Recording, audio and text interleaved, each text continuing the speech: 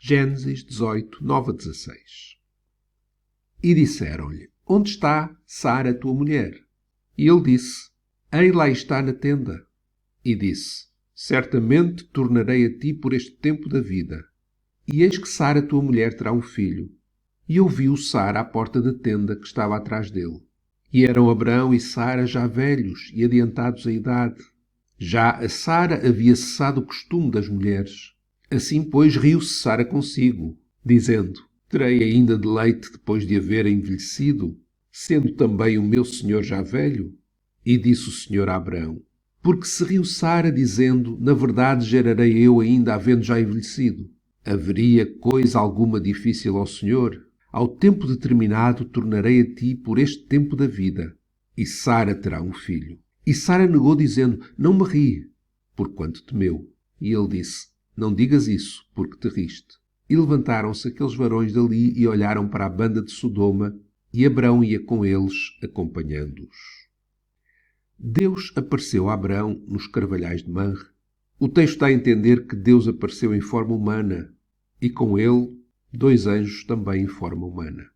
São estes que dizem a Abraão, perguntam a Abraão onde está Sara. Abraão, como bom hospitaleiro, recebeu-os, porque para além de ser o costume oriental receber bem os viajantes, Abraão percebeu que eram pessoas importantes.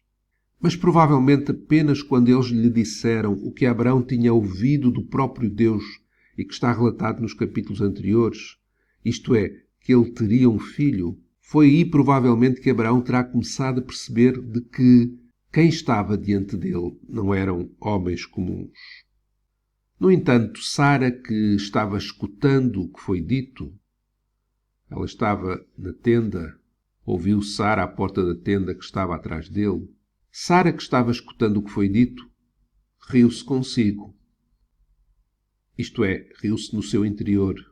Mas Deus, que sabe todas as coisas, viu que Sara se riu. E por isso disse o Senhor a Abraão: Por que se riu Sara? E esta pergunta Deus fez a Abraão e não a Sara, porque ele era o responsável. Sara temeu, ficou espantada, aterrorizada, e negou, dizendo: Não me ri, porquanto temeu. Sara deve-se ter apercebido de quem é que ele estava. Deus apareceu aqui a Abraão em forma humana, a forma mais íntima das que ele se tinha dado a conhecer a Abraão, prefigurando a sua encarnação, quando ele assumiria para sempre a forma humana, adicionando-a à sua natureza divina. Deus nos ama e se identifica totalmente conosco em Jesus, exceto no pecado. Sara riu-se por ceticismo, pois ela comparou a sua condição e a de Abraão com o que Deus disse e concluiu que era impossível, esquecendo-se, não acreditando, duvidando que houvesse alguma coisa difícil para o Senhor. Deus fala, e o que Ele diz vai ser assim. Podemos confiar, podemos ter fé.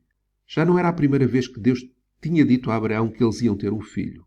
Assim é connosco também. Deus repete todos os dias as mesmas coisas para que possamos não duvidar, mas crer. E a boa notícia é que Sara acabou por crer.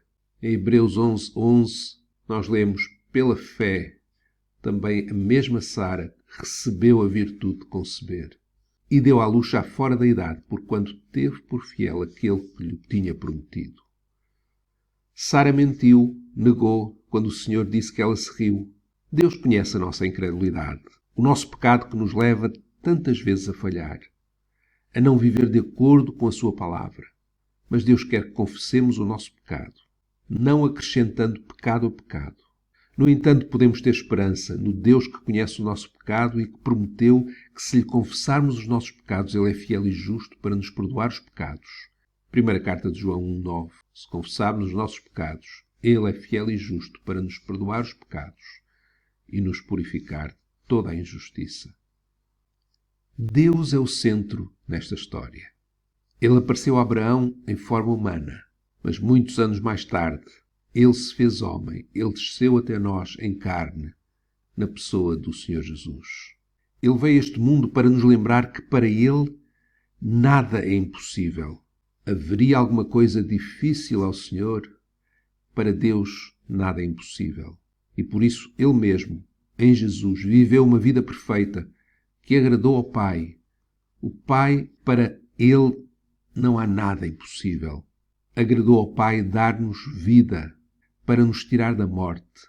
Tirar-nos da morte para a vida. Para gerar em nós o que era impossível para nós. Mas para Ele, nada é impossível.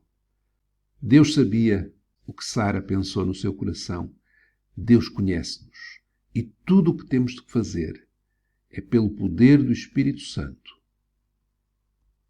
sermos convencidos do nosso pecado.